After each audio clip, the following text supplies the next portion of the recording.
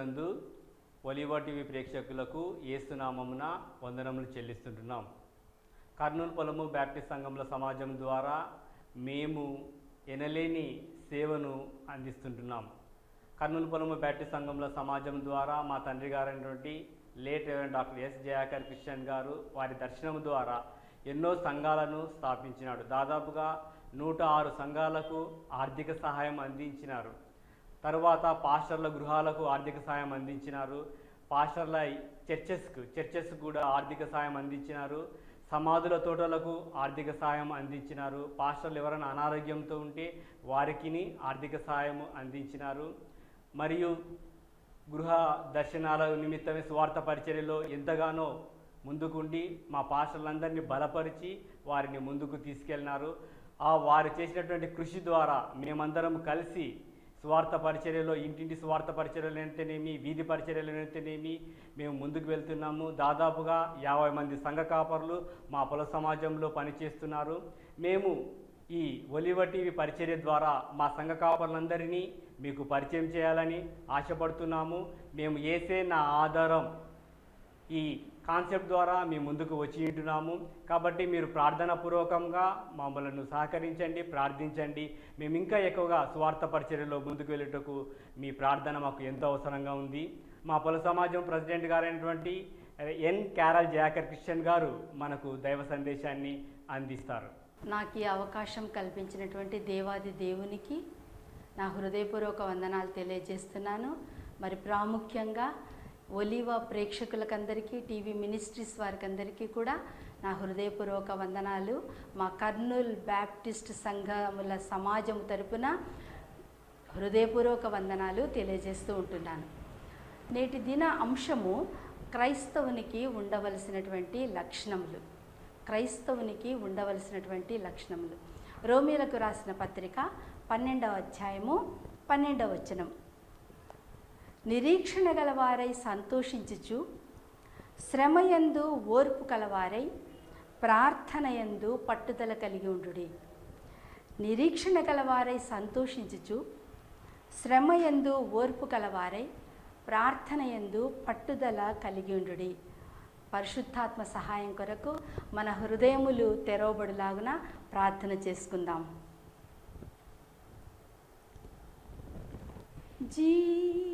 Jesus, name above all names, beautiful Savior, glorious God,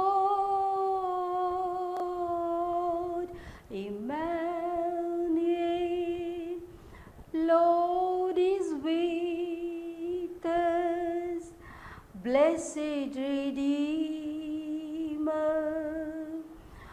living word. Thank you Jesus, hallelujah. స్తోత్రం. ప్రియ పరలోకపు రాజా, నీకే స్తుతులు, స్తోత్రాలు, వందనాలు చెల్లిస్తున్నాం తండ్రి. ప్రభువా, అయోగ్యురాలైనటువంటి నన్ను నీ పాద సన్నిధిలో నిలవబెట్టిన విధానానికే నీకే స్తోత్రాలు, వందనాలు చెల్లిస్తున్నాం. ప్రభువా, నీ పరిశుద్ధాత్మ శక్తితో నన్ను నింపుతున్నందుకు నీకే స్తోత్రాలు. నా నోటికి మీరు బూరగా వాడుకుంటున్నందుకే నీకే స్తోత్రాలు, వందనాలు చెల్లిస్తున్నాం. నా నోటి మాటలు, మా అందరి హృదయ ధ్యానములు నీ దృష్టికి యోగ్యంగా ఉండేటట్లు నీ పరిశుద్ధాత్మ సహాయమును మెండుగా దయచేయమని ఈ కొద్ది ప్రార్థన ప్రభువైన యేసుశక్తి గల నామంలో స్తుతించి ప్రార్థించి అడిగి వేడుకుంటున్నాను తండ్రి, ఆమేన్. రోమీలకు రాసిన పత్రిక 12వ అధ్యాయము 12వ వచనంలో మనము ముఖ్యంగా గమనించినట్లయితే ఈ పత్రికను అపోస్తలుడైనటువంటి పౌలు రాశాడు. ముఖ్యంగా అన్యజనులకే కాక యూదులకు కాని వారి మధ్యన ఈ సువార్త ప్రకటించడానికి యేసు పౌలును వాడుకున్నట్లుగా మనము గమనించగలం. పౌలు చేసినటువంటి మిషనరీ ప్రయాణాలలో అనేక సంఘాలను స్థాపించడంతో పాటు ఆయా సంఘాలను ప్రోత్సాహపరుస్తూ వాటికి మరి పత్రికలు వ్రాస్తూ ఉన్నారు. ఈ పౌలు ఈ పత్రికను రోమీయులైనటువంటి క్రైస్తవులకు క్రీస్తు శకము 55వ సంవత్సరంలో వ్రాశాడు. ఈ పత్రికలో మనము గమనించినట్లయితే 1 నుండి 11 అధ్యాయాలలో మన విశ్వాసానికి పునాది వేస్తూ క్రైస్తవ సిద్ధాంతాలను, ఉపదేశాలను పొందుపరిచాడు. తర్వాత 12 నుండి 16 వరకు మనం గమనిస్తే అక్కడ ఒక క్రైస్తవునికి ఉండవలసినటువంటి పరిశుద్ధమైనటువంటి నీతిగల జీవితాన్ని వివరిస్తూ ఉన్నాడు. మనము క్రీస్తుతో కూడా ఉంటే దానికి సంబంధించినటువంటి రుజువులు మన జీవితాలలో కనబడాలి. మన అంతరంగిక స్వభావము క్రీస్తు చేత మార్చబడితే బాహ్య స్వభావము కూడా, ఆ నడవడిక కూడా మారిపోవాలి. ఎప్పుడైతే మనము క్రీస్తుని మన సొంత రక్షకునిగా అంగీకరిస్తామో మన అంతరంగ పురుషుడు కూడా దినదినము అభివృద్ధి చెందుతాడు అని బైబిల్ గ్రంథంలో నొక్కి ఒక్కాణించబడుతూ ఉంది. కాబట్టి క్రీస్తు చేత మనము మార్చబడాలి. అందుకే ఇక్కడ 1వ వచనంలో 12వ అధ్యాయం 1వ వచనంలో అంటారు పౌలు, మరి నీవు నూతనపరచబడాలి అని అంటే మీరు ఈ లోక మర్యాదను అనుసరించవద్దు, ఉత్తమమును అనుకూలమునైనటువంటి సజీవ యాగాలుగా మీ శరీరాలను సమర్పించుకోవాలి అని ప్రభు మనతో మాట్లాడుతూ ఉంటున్నాడు. నిజమే, మనము క్రీస్తును అంగీకరించిన తర్వాత మరి తిరిగి వెనుక పాత జీవితానికి వెళ్లకుండా క్రీస్తు వైపు చూస్తూ, యేసు వైపు చూస్తూ మన జీవితయాత్రను కొనసాగించాలి. ఈ జీవితయాత్ర కొనసాగించేటప్పుడు మనకు అనేకమైనటువంటి శోధనలు, ఇబ్బందులు, సమస్యలు ఇవన్నీ కలుగుతూ ఉండవచ్చు. అయితే ఎప్పుడైతే మన అంతరంగ స్వభావము క్రీస్తుకు అంకితం చేసుకున్నప్పుడు మన యొక్క బాహ్య నడవడిక కూడా క్రీస్తును పోలి ఉంటుంది అని పౌలు మనల్ని హెచ్చరిస్తూ ఉంటున్నాడు. సాధు సుందర్ సింగ్ గారు కూడా వారు క్రైస్తవుడుగా కాకమునుపు అతను ఎన్నో రకాలుగా క్రైస్తవులను, బైబిల్ను హింసించడం, చించడం చేస్తూ వచ్చాడు. అయితే ఎప్పుడైతే క్రీస్తును తన స్వంత రక్షకునిగా అంగీకరించాడో అప్పుడు నిరీక్షణ కలిగినటువంటి బిడ్డగా, తాను ఒకనాడు ఖచ్చితంగా పరలోక రాజ్యంలో ఆ నిత్య జీవములో పాలుపులు పొందుతాను అనేటువంటి నిరీక్షణ కలిగిన బిడ్డగా సువార్త పరిచర్యలో ఎటువంటి శ్రమలు ఎదురైనా పరిచర్య చేయడానికి వెనుకంజ వేయలేదు. క్రైస్తవ బిడలమైనటువంటి మనము కూడా నామకార్థపు క్రైస్తవ జీవితాన్ని జీవిస్తూ పేరుకు మాత్రము క్రైస్తవులమని చెప్పుకుంటూ మనము నిజంగా క్రీస్తును పోలినటువంటి జీవితాన్ని నడుచుకుంటున్నామా? ఒకసారి మన హృదయాలను మనమే పరీక్షించుకోవాలి. ఇక్కడైతే నిరీక్షణ కలవారై సంతోషించుచు అని అంటున్నాడు. ఏంటా నిరీక్షణ అని అంటే మనము గమనించాలి. Let your hope be joy to you. నిజంగా మనము మన హృదయాలలో నిరీక్షణ అనేది ఎట్లా వస్తుంది అని అంటే మనము గమనించాలి. క్రీస్తు యేసునందలి రక్షణతో కూడినటువంటి నిరీక్షణ. ఎప్పుడైతే యేసు ప్రభు అని నీ నోటితో ఒప్పుకొని నీ హృదయమందు విశ్వసిస్తే అప్పుడు నీవు రక్షింపబడుదువు. మనలో అనేకులు క్రైస్తవులమని మనము నామకార్థపు క్రైస్తవ జీవితాన్ని జీవిస్తున్నాం, కానీ యేసయ్య నిజరక్షకుడని ఆయనను మనము 10 మందిలో ఒప్పుకోవడానికి ఎంతగానో సంకోచిస్తూ ఉంటున్నాం. కాబట్టి మనం ఎప్పుడైతే దేవుని యొక్క వాక్యాన్ని విని గ్రహించి ఆయనే నా స్వంత రక్షకుడు అని నువ్వు ఆయనను అంగీకరించినట్లయితే ఎటువంటి శ్రమలకైనను నీవు భయపడకుండా ఉంటావు, ఆయన రక్షణ భాగ్యంలో పాలిపంపులు పొందుకుంటావు అనేటువంటి నిరీక్షణను మనము కలిగి ఉండాలి. కాబట్టి మొదటి యోహాను పత్రికలో మనం గమనించినట్లయితే 3వ అధ్యాయం 2-3 వచనాలలో చూస్తే ఆయన ప్రత్యక్షమైనప్పుడు దేవుని పిల్లల మగుదుమనే నిరీక్షణను కలిగి ఉండాలి. మృతులలో నుండి లేచినటువంటి యేసయ్యను బట్టి మనము జీవముతో కూడినటువంటి నిరీక్షణను మనము కలిగి ఉండాలి. యేసుక్రీస్తు యొక్క మహిమ యొక్క ప్రత్యక్షతను బట్టి మనము నిరీక్షణ అనేది కలిగి ఉండాలి. హెబ్రీలకు రాసిన పత్రిక 6వ అధ్యాయము 17 నుండి 19 వచనాలలో మనం చూస్తే అక్కడ ఆత్మకు లంగరు వంటిది నిరీక్షణ అంటున్నాడు. నిజమే, మనము రక్షణ అనేది లేకపోతే నిరీక్షణ అనేది ఉండదు.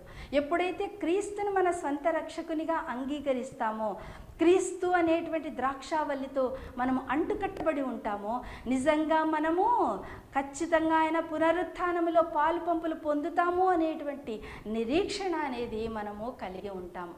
ఈ నిరీక్షణను గురించి మనం చెప్తూ పోతే అబ్రహామును గురించినటువంటి నిరీక్షణ మనకు ప్రత్యక్ష సాదృశ్యంగా ఉంటున్నది. అబ్రహాము తనకు ఏమీ లేని స్థితిలో, తన యొక్క శరీరము మృతతుల్యమైనటువంటి స్థితిలో నిరీక్షణ కలిగి ఆయన జీవించినాడు. నిజమే, అటువంటి నిరీక్షణను మనం కలిగి ఉంటున్నామా? పాల్ యాంగ్చో గారు కూడా చెప్పినట్లుగా మనము లేని దానిలో నుండి ఉన్నట్టుగా పిలవగలిగినటువంటి ఆ దేవాది దేవుని యందు మనము నిరీక్షణ కలిగినటువంటి వారంగా ఉండాలి. ఏదైతే ఇది జరగదు, నిస్సహాయ స్థితిలో ఉంటే మన దేవుడు నమ్మదగిన దేవుడు. ఆయన నామం పేరిట ఏదైతే అడుగుతామో అది తప్పకుండా అనుగ్రహిస్తాడు అనేటువంటి నిరీక్షణ క్రైస్తవ బిడ్డలమైనటువంటి మనము కలిగి ఉండాలి. ఈ రోజుల్లో మనం ఏం చేస్తున్నాం? మన ప్రవర్తన ఎలా ఉంది? నన్ను పోలి నడుచుకోండి అని క్రీస్తు చెప్తూ ఉంటే మనము క్రీస్తును పోలి నడుచుకుంటున్నామా? ఒక్కసారి మనల్ని మనమే పరీక్షించుకోవాలి. ఈ లోకంలో మనము జీవించినంత మట్టుకు కూడా మనము ఆ పరలోక రాజ్యంలో పాలిపంపులు పొందాలి అనేటువంటి నిరీక్షణ కలిగి మనము ఈ లోకంలో జీవించాలి. మరి ఈ లోకంలో జీవిస్తున్నప్పుడు మన ప్రవర్తన ఎట్లా ఉంటుంది? మనము నిజంగా యేసయ్యను మన హృదయపూర్వకంగా విశ్వసించి మనము ఆయన రక్షణలో పాలుపంపులు పొందాలి. విశ్వాసము లేకుండా దేవుని పిల్లలగుట అసాధ్యము. కాబట్టి మనము విశ్వాసముతో ఆయనను మన స్వంత రక్షకునిగా అంగీకరించి ఆయనతో మనము పాలిభాగస్తులుగా ఉండటానికి ఆ నిరీక్షణ, ఆ పరలోక భాగ్యంలో మనము పాలు పంపులు పొందుతామనేటువంటి నిరీక్షణను మనము కలిగి సంతోషించేటువంటి వారంగా మనం ఉండాలి అని ప్రభు మనల్ని హెచ్చరిస్తూ ఉంటున్నాడు. రెండవదిగా మనం గమనించినట్లయితే శ్రమయందు ఓర్పు కలవారై ఉండాలి అని ప్రభు మనల్ని హెచ్చరిస్తూ ఉంటున్నాడు. Show patience in all your troubles. నిజమే, మనకు అనేక శ్రమలు, సమస్యలు, ఇరుకులు, ఇబ్బందులు, శోధనలు ఇవన్నీ కూడా మనకు కలుగుతూ ఉండవచ్చు. అయితే మనం ఎప్పుడైతే యేసే మన రక్షణకర్త అని మనం అంగీకరిస్తామో అప్పుడు మనకు కలిగేటువంటి శ్రమలలో ఓర్పు అనేది మనము కలిగి ఉండాలి. అందుకే పౌలు అంటాడు రోమీలకు రాసిన పత్రిక 5వ అధ్యాయం 3వ వచనంలో, శ్రమ ఓర్పును, ఓర్పు పరీక్షను, పరీక్ష నిరీక్షణను కలుగచేయునని ఎరిగి శ్రమలలో మనము అతిశయపడుదుము అని అంటాం. కాబట్టి మనకు అనేక శ్రమలు మనకు కలుగుతూ ఉండవచ్చు. ఇవన్నీ కూడా ఒక్కొక్కసారి మనకు సాతానుడు కలిగించవచ్చు. దేవుని యొక్క ప్రేరేపణ చేత మనకు పరీక్షించవలననేటువంటి పరీక్షలు కూడా మనకు జరుగుతూ ఉండవచ్చు. అయితే ఈ పరీక్షలలో మనము నెగ్గాలి అని అంటే ఓర్పు అనేది మనకు చాలా ప్రాముఖ్యంగా ఉండవలసినటువంటి లక్షణం. క్రైస్తవులు అని అంటే ఓర్పు కలిగినటువంటి వారు, శాంతి సమాధానము కలిగినటువంటి వారు అనేది మనము ఇతరులకు మన ప్రవర్తన ద్వారా చాటి చెప్పగలిగేటువంటి వారంగా మనము ఉండాలి. ఎన్ని శ్రమలు కలిగినా ఈ పౌలు ఏం చేశాడు? తనకు కలిగినటువంటి శ్రమలన్నిటిని బట్టి క్రీస్తును మహిమపరుస్తూ వచ్చినట్లుగా మనం చూడవచ్చు. కాబట్టి మనకు కలిగేటువంటి శ్రమలన్నిటిని బట్టి దేవుణ్ణి ఎల్లప్పుడూ స్తుతించి ఘనపరిచే వారంగా మనము ఉండాలి. అందుకే పౌలు అంటాడు 2వ కొరింథీయులకు రాసినటువంటి పత్రికలో 11వ అధ్యాయం 23 నుండి 26 వచనాలలో చూస్తే ఆయన క్రీస్తు నిమిత్తము అనేక మార్లు చెరసాలలో ఉన్నట్లుగా మనం చూడొచ్చు. తర్వాత విపరీతమైనటువంటి దెబ్బలు తిన్నట్లుగా మనం గమనించవచ్చు. యూదులతో పాటు ఆయన 5 సార్లు 39 కొరడా దెబ్బలు కూడా ఆయన తినినట్లుగా మనం చూడవచ్చు. శ్రమలలో, సముద్రంలో ప్రయాణాలలో అయితేనేమి, ఆపదలలో కూడా, ప్రతి విషయంలో కూడా ఆయన ఎంతగా క్రైస్తవులను హింసించినాడో అంతకంటే ఆయన క్రీస్తు నిమిత్తము శ్రమలలో పాలిభాగస్తుడిగా అయినాడు. ఎందుకు ఈ విధంగా జరుగుతుందంటే ఆయన యొక్క నిరీక్షణ, ఆయన యొక్క రక్షణ అనేది ఆయనలో ఉన్నటువంటి అతిశయాస్పదమైనటువంటి కారణం. అందుకే పౌలు అంటాడు, నా మట్టుకైతే బ్రతుకుట క్రీస్తే, చావైతే లాభము. ఆ విధంగా చెప్పగలిగినటువంటి వారంగా ఉంటామా మనము? కొద్దిపాటి శ్రమలు సంభవించగానే అయ్యో నేను క్రైస్తవుడనని పేరు చెప్పుకున్నందుకే నాకు ఇలాంటి శ్రమలు వస్తున్నాయని మనము బాధపడుతూ ఉంటాం. ప్రియమైనటువంటి వాళ్ళారా, ఇటువంటి శ్రమలను సంభవించినప్పుడు మనము క్రీస్తు చెంతకు చేరాలి. ఆయన నామం పేరిట మనము ప్రార్థన చేయాలి. ఆయనను మనము ప్రార్థిస్తూ గోజాడుతూ మనం అడిగినట్లయితే దేవుడు సమస్తమైనటువంటి శ్రమలు, ఇరుకులు, ఇబ్బందులు, శోధనలు వీటన్నిటినీ కూడా తీసివేయటానికి ఆయన సమర్థుడు. ప్రియమైనటువంటి వార్లారా, ప్రియమైనటువంటి ఒలివ ప్రేక్షకులారా, మనకు కలిగే శ్రమలలో మనము ఓర్పు కలిగి ఉండాలి అని ప్రభు మనల్ని హెచ్చరిస్తున్నాడు. కొద్దిపాటి శ్రమలకే యేసయ్య శిష్యులు ఏం చేశారు? ఎప్పుడైతే యేసయ్యను సిలువ వేశారో ఈ శిష్యులంతా కూడా పారిపోయారు. తమకు కూడా ఈ విధంగా హింసలు జరుగుతాయేమో అనేటువంటి పిరికితనముతో వారు పారిపోయినాడు. తర్వాత పునరుత్థానుడైనటువంటి యేసయ్య వాళ్లకు ప్రత్యక్షమై ధైర్యాన్ని వాళ్లకు కలిగించాడు. అప్పుడు ఆ పిరికితనంలో ఉన్నటువంటి ఆ శిష్యులే ధైర్యము కలిగి ఎటువంటి శ్రమలనైనా సరే ఓర్పుతో జయించడానికి వాళ్ళు సిద్ధంగా ఉన్నారు. ఎలాంటి శ్రమలనైనా ఎదుర్కోవటానికి వాళ్ళు ఓర్పు కలిగి హతసాక్షులైనట్లుగా మనము గమనించవచ్చు. కాబట్టి ప్రియమైనటువంటి వాళ్ళారా, పౌలు శీలలు కలిసి వాళ్ళు మరి చెరసాలలో బంధింపబడినప్పుడు ఏం చేశారు? ప్రభువును స్తుతిస్తూనే వచ్చారు. యోబు మరి తనకు వచ్చినటువంటి శ్రమలన్నిటిని బట్టి దేవుణ్ణి ఏనాడు కూడా తూలనాడలేదు. షడ్రక్, మెషక్, అబేద్నెగోలు కూడా అగ్నిగుండంలో పడవేసినప్పుడు కూడా వాళ్ళు దేవుణ్ణి స్తుతిస్తూ వచ్చారు. కాబట్టి మనము కూడా ఆ విధంగా స్తుతించగలిగినటువంటి వారంగా ఉండాలి. అందుకే మత్తయి సువార్తలో యేసయ్య కొండ మీది ప్రసంగంలో ఏమంటున్నాడు? నా నిమిత్తము జనులు మిమ్మును నిందించి హింసించి మీ మీద అబద్ధముగా చెడ్డ మాటలలో పలుకున్నప్పుడు మీరు ధన్యులు, సంతోషించి ఆనందించుడి అని అంటున్నాడు. ఆ విధంగా మనం ఉండగలుగుటకు మనం సిద్ధపాటు అనేది కలిగి ఉండాలి. నా జీవితంలో అనేక రకాలుగా మా భర్త గారైనటువంటి రెవరెండ్ జాకర్ క్రిస్టియన్ గారు ఆయన ప్రెసిడెంట్గా పనిచేస్తున్నటువంటి సమయంలో అనేకమైనటువంటి శ్రమలు, మా ఇంటి మీదకి రాళ్ల దిబ్బలు కూడా పడినాయి. అనేక శ్రమలు ఇవన్నీ వచ్చినా కానీ నేను, నా కుటుంబము కన్నీటితో దేవుని సన్నిధిలో ప్రార్థన విజ్ఞాపనలను మాత్రం చేసేదాన్ని. ఎవ్వరూ మనుషుల సహాయం వ్యర్థము.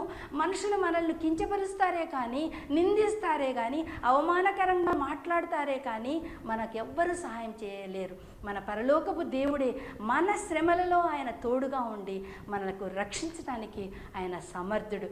కాబట్టి శ్రమలు వచ్చినప్పుడు ఇతరులతో పాలు పంపులు మనము పొందుకోకుండా దేవుని సన్నిధిలో మనము కనిపెట్టగలిగినటువంటి వారంగా మనం ఉండాలి. అటువంటి ధన్యకరమైనటువంటి జీవితమును మనము జీవించాలంటే మనకు ఓర్పు అనేది చాలా ప్రాముఖ్యమైనటువంటి విషయం. మూడవదిగా మనము గమనించినట్లయితే ప్రార్థన యందు పట్టుదల కలిగి ఉండాలి. ఇది చాలా క్రైస్తవులకు ఉండవలసినటువంటి ప్రాముఖ్యమైనటువంటి లక్షణం. ఇది మనము ప్రార్థన చేసేటప్పుడు ఏకాంత ప్రార్థన కావచ్చు, వ్యక్తిగతంగా ప్రార్థన కావచ్చు, సామూహికంగా సంఘంతో కూడా ప్రార్థన చేయవచ్చు. ఈ విధంగా నువ్వు ప్రార్థన కుటుంబంలో ప్రార్థన చేయవచ్చు. అయితే ఈ ప్రార్థనలో మనం ఎలా ఉండాలి అని అంటే పట్టుదలతో కూడినటువంటి ప్రార్థన చేయాలి. ఇది తప్పకుండా నువ్వు నాకు చేస్తావు అనేటువంటి దృఢమైనటువంటి సంకల్పముతో మనము ప్రార్థన చేయాలి. అయ్యో ఇది నాకు లేదే, ఇది నాకు జరగదేమో అనేటువంటి ఈ సాతాను చేసేటువంటి శోధనలను జయించడానికి కూడా మనము ప్రార్థన చేసేటువంటి వాళ్ళంగా ఉండాలి. A prayer is going on conversation with God అనేది మనము మర్చిపోకూడదు. మనము దేవునితో సహవాసము ఎల్లప్పుడూ కూడా సహవాసం చేయాలి అని అంటే ఈ ప్రార్థన అనేది మనకు చాలా ప్రాముఖ్యమైనది. ఈ లోకంలో మనము దేవుని చిత్తమును నెరవేర్చాలి అని అంటే ప్రార్థన అనేది చాలా ప్రాముఖ్యం. యేసయ్య కూడా తండ్రి చిత్తాన్ని నెరవేర్చడానికి ఆయన గెత్సెమనే తోటలో తన చెమట రక్తపు బిందువులుగా మారేంత వరకు కూడా ప్రార్థించినట్లుగా మనము గమనించాలి. కాబట్టి ఎవరైతే ప్రార్థిస్తారో ఆ చుట్టుప్రక్కల కూడా సాతాను వెళ్ళటానికి చాలా భయపడుతూ ఉంటాడు. అనేక ఆత్మలు రక్షింపబడాలి అని అంటే ప్రార్థన అనేది చాలా ప్రాముఖ్యం. ఎల్లప్పుడూ కూడా మన కొరకు, మన కుటుంబం కొరకు, మన భర్త కొరకు, మన భార్య కొరకు, మన పిల్లల కొరకే కాకుండా ఇతరుల కొరకు అనేక ఆత్మల రక్షణ భారము కలిగి మనము ప్రార్థించే వారంగా ఉండాలి అని ప్రభు మనల్ని హెచ్చరిస్తూ ఉంటున్నాడు. అగస్టిన్ గారు, సెయింట్ అగస్టిన్ ఎలా అయ్యాడంటే, అగస్టిన్ గారి తల్లి అయినటువంటి మోనికా కన్నీటి ప్రార్థనని, అగస్టిన్ గారు చెడు నడతలతో ఆయన అసహ్యమైనటువంటి కార్యములకు లోనైనప్పుడు తల్లి మోకాళ్ళుని కన్నీటి ప్రార్థన చేసింది. ఎప్పుడైతే తల్లి మోకాళ్ళుని ప్రార్థించిందో అగస్టిన్ గారిలో మార్పు అనేది జరిగింది. ఆయన పరిశుద్ధ అగస్టిన్గా మార్పు చెందినాడు. అలాగే జార్జ్ ముల్లర్ కూడా ఏమంటున్నాడంటే, ప్రార్థించడానికి నువ్వు మోకాళ్ళు వంచితే పరలోకము నుండి దేవుడు తన చెవులను రెక్కించి వింటాడు. నిజమే. దానియేలు వలె ముమ్మారు ప్రార్థిస్తున్నావా? లేకపోతే దావీదు వలె 7 మార్లు ప్రార్థిస్తున్నావా? దినమంతా దివారాత్రములు ఆయన సన్నిధిలో గడపడానికి సిద్ధపాటు అనేది మనము కలిగి ఉంటున్నామా? నిజమే. మనం ఆ విధంగా ఉండటానికి మనం సిద్ధపాటు ఉండాలి. దర్యావేషు కాలంలో 30 దినముల వరకు రాజును తప్ప ఎవరిని కూడా ప్రార్థించకూడదు అన్నప్పుడు దానియేలు ఏం చేశాడు? ధైర్యంతో యెరూషలేం వైపు తిరిగి మోకాళ్ళ మీద ఉండి ప్రార్థన చేశాడు. ప్రార్థనకు ఏమైంది? దర్యావేషు సింహపు బోనులో వేసినా కానీ సింహముల యొక్క నోళ్లు మూయించగలిగినటువంటి శక్తి ఆ దేవాది దేవునిది. కాబట్టి ఆ ప్రార్థన ద్వారా ఆ దర్యావేషు రాజు కూడా ఆయన మరి పరిశుద్ధుని సహవాసంలో దేవుణ్ణి ప్రార్థించాలి అని లోకమంతా చాటినట్లుగా, సాక్ష్యం ఇచ్చినట్లుగా, ఆ జీవము గల దేవుణ్ణి ప్రార్థించాలి అని సాక్ష్యం ఇచ్చినట్లుగా మనము చూడగలం. కాబట్టి ఈ ప్రార్థన అనేది ప్రతి క్రైస్తవుడు, క్రైస్తవేతరుడు ఎవరైనా సరే, ఎవరైతే దేవుని తన సొంత రక్షకునిగా అంగీకరించినారో వాళ్ళందరూ కూడా ప్రార్థన అనేది మనము చేయవలసినటువంటి వారంగా ఉండాలి. ఈ ప్రార్థన ఎలా చేయాలి అని అంటే ఒక చిన్న ఉదాహరణతో ముగిస్తాను నేను. ధర్మదత్తుడు అనేటువంటి ఒక పండితుని దగ్గర శంకర్ అనేటువంటి విద్యార్థి ఈ పురాణాలను నేర్చుకుంటున్నాడంట. అందులో ఉన్నటువంటి పద్యాలను రోజు కంఠస్థం చేయించేవాడంట. అయితే ఈ శంకర్ అనేటువంటి విద్యార్థికి ఆ పద్యాలు వచ్చేవే కాదట. ఆఖరికి ఆ గురువు గారు ఏం చేశారంటే అతని దగ్గర నుండి, నా దగ్గర నువ్వేం శిష్యరికం చేయాల్సిన అవసరం లేదు, నువ్వు మొద్దువు అనేసి వెళ్ళగొట్టాడట. అతను అడవి గుండా ప్రయాణం చేస్తూ ఉంటే ఒక వ్యక్తి ఒక పెద్ద దూలాన్ని రంపం తీసుకొని కోస్తూ ఉన్నాడంట. ఈ శంకర్ అక్కడే నిలబడి చూస్తూ ఉన్నాడంట. అరే, ఇంత పెద్ద దూలాన్ని ఇది ఎప్పుడు తెగిపోవాలో ఇంత చిన్న రంపంతో అని ఆశ్చర్యపడుతూ ఉన్నాడంట. అప్పుడు అతను కోయగా ఆ రంపంతో కోస్తూ ఉండగా అది చివరికి ఏమైపోయింది? ముక్కలైపోయింది. ఆ తర్వాత కొంత దూరం వెళ్ళిన తర్వాత ఒక పెద్ద రాతి బండను ఏం చేశాడు? అతను పగలగొట్టడానికి, చిన్న సుత్తెతో పగలగొట్టడానికి మొదలుపెట్టాడట. ఆ వ్యక్తి పగలగొడుతుంటే ఇంత పెద్ద రాతిని ఈ చిన్న సుత్తెతో ఎప్పుడు పగలగొడతాడు ఇతను అని చూశాడట. కానీ కొంతకాలం గడిచినప్పటికీ ఆ సుత్తెతో ఆ రాతిని పగలగొట్టినాడు. అప్పుడు ఈ శంకర్ రియలైజ్ అయినాడంట, నిజమే, పట్టుదలతో ఏదైనా కార్యం చేస్తే ఏదైనా సాధించవచ్చు అని చెప్పేసి వెంటనే తాను మళ్ళీ తన గురువుగారి దగ్గరకు వెళ్ళి పట్టుదలతో పద్యాలన్నీ వల్లించి అతనికి చెప్పగలిగినాడంట. ఒక వ్యక్తి ఈ విధంగా చేస్తే మనం ఎందుకు చేయలేము? పట్టుదలతో ప్రార్థిస్తే ఏమన్నాడు? ఈ కొండ లేచి అవతల పడాలి అని అంటే పడుతుంది. కాబట్టి అటువంటి ప్రార్థన, విశ్వాస సహితమైనటువంటి ప్రార్థనను మనము చేయగలిగినటువంటి వారంగా ఉండాలి. నిజమే, మనము ఈ లోకంలో జీవిస్తున్నప్పుడు శ్రమలు అవ్వవచ్చు. హబక్కూకు అంటాడు, అంజూరపు చెట్లు, ద్రాక్ష చెట్లు ఫలింపకపోయినను, అంజూరపు చెట్లు కాపు కాయకపోయినను, ఒలీవ చెట్లు కాపు లేకపోయినను, చేనిలో పంట పైరుకు రాకపోయినను, గొర్రెలు దొడ్డిలో లేకపోయినను, సాలలో పశువులు లేకపోయినను, అయినను నేను యెహోవా యందు ఆనందిస్తాను. ఎందుకు? ఆయన నా రక్షణకర్త అయిన నా దేవుని యందు నేను సంతోషిస్తాను అని అంటున్నాడు. ప్రియమైనటువంటి వారలారా, మన క్రైస్తవులకు ఉండవలసినటువంటి ఈ 3 లక్షణాలు మనము నిరీక్షణ కలిగినటువంటి వారంగా సంతోషించాలి, శ్రమలో ఓర్పు కలిగి ఉండాలి, ప్రార్థనలో పట్టుదల అనేది మనము కలిగి ఉండటానికి సిద్ధపాటు అనేది మనము కలిగి ఉంటున్నామా? ఆ విధంగా మనము ప్రార్థన చేద్దాం. ప్రార్థనలో పట్టుదల కలిగి ప్రార్థిస్తే సమస్తము సాధ్యపరచడానికి ఆయన సిద్ధ మనసుడే మన వైపు ఆయన చేతులు చాచి ఉంటున్నాడు. ప్రార్థిద్దాం. అందరూ తలలు వంచినట్లయితే ప్రార్థన చేసుకుందాం. మనలో అనేక అస్వస్థతలు ఉండవచ్చు, మనలో అనేక సమస్యలు, అనేక ఇరుకులు, అనేక ఇబ్బందులు, శోధనలు ఇవన్నీ ఉండవచ్చు. అయితే యేసు నామంలో మనము ప్రార్థిస్తే అవన్నీ కూడా వెళ్తాయి అనేటువంటి విశ్వాసమును మనము కలిగి ప్రార్థిద్దాం. ఇప్పుడే ఈ క్షణమే, ఒకవేళ నువ్వు ఇంకా ప్రభువును అంగీకరించలేని స్థితిలో ఉంటే ఈ క్షణమే ప్రభు చెంతకు రా, ప్రభువును ప్రార్థించు. శ్రమలో అయ్యో నాకు శ్రమలు కలుగుతున్నాయని బాధపడకుండా పట్టుదలతో ప్రార్థిస్తే ఆయన తప్పకుండా సమాధానం ఇచ్చేటువంటి దేవాది దేవుడు మనకున్నాడనేటువంటి విషయాన్ని గమనించి ప్రార్థిద్దాం. స్తోత్రం ప్రభువా, స్తుతుల కారణభూతుడా, సర్వోన్నతుడా, సర్వశక్తిమంతుడా, నీ వాక్యాన్ని విన్నాం ప్రభువా. మంచి నేలను పడి ఫలించేటువంటి విత్తనంలాగా ప్రభువా ఈ వాక్యము అనేకుల హృదయాలలో చేరి ఫలించినట్లుగా నీ కృప దయచేయమని ప్రార్థిస్తుంటున్నాం. నాయన నువ్వు సమస్తము సమకూర్చే దేవుడవు ప్రభువా.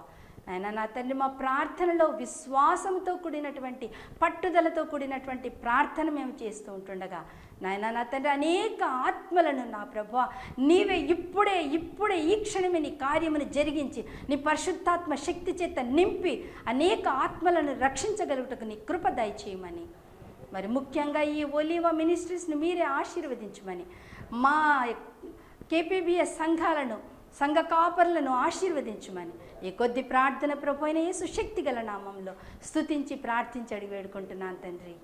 ఆమేన్.